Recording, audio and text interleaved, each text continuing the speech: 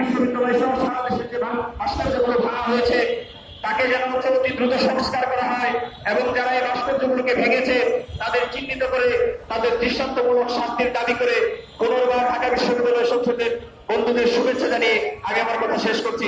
সকলকে ধন্যবাদ। সংগ্রামী বন্ধুগণ, ধন্যবাদ জানাচ্ছি বাংলাদেশ ছাত্র ইউনিয়নের কেন্দ্রীয় কমিটির সাধারণ সম্পাদক বাহাউদ্দিন সুমনকে তার একটি ইনসাইটফুল এক্সপ্রেসের জন্য। সংগ্রামী বন্ধুগণ, আমাদের যে কমরেড মাত্র বক্তৃতা দিলেন তিনি মেনশন করলেন যে জাহাঙ্গীরনগর বিশ্ববিদ্যালয়ের সেখানে আমরা অনেক ভ্যান্ডালিজম দেখেছি, সেখানে আমরা খুনের ইতিহাস দেখেছি, আমরা দেখেছি আমাদের এই ঢাকা বিশ্ববিদ্যালয়ের পরিবেশে 5ই আগস্ট পর্বে দুইটি অনাকাঙ্ক্ষিত ভাবে দুইটি মানুষকে অনাকাঙ্ক্ষিত ভাবে মেরে ফেলা হয়েছে। তাদেরকে যে অনাকাঙ্ক্ষিত ভাবে মেরে ফেলা হয়েছে তারপরে প্রশাসনের বিরুদ্ধে সেটা ছিল থামকাওয়ার্সে।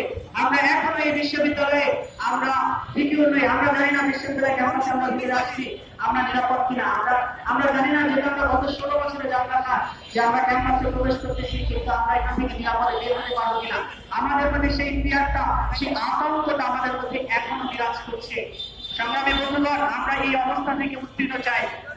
সংগ্রামী বন্ধুগণ, আজকে আমাদের এই সমাবেশে ঢাকা বিশ্ববিদ্যালয়ের ছাত্র ইউনিয়ন কর্তৃক আয়োজিত ঢাকা বিশ্ববিদ্যালয়ের স্বাধীনতা সংগ্রাম সহ সারা দেশে মুক্তিযুদ্ধ ভাঙার প্রতিবাদে যে একটি উন্মুক্ত প্রদর্শনী আয়োজন করা হয়েছে, এখানে সভাপতি করছে ঢাকা বিশ্ববিদ্যালয়ের ছাত্র ইউনিয়নের যুগ্ম আহ্বায়ক এনামুল হক অনয়।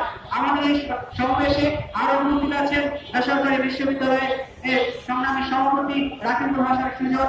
আমাদের এই সমাবেশে আরো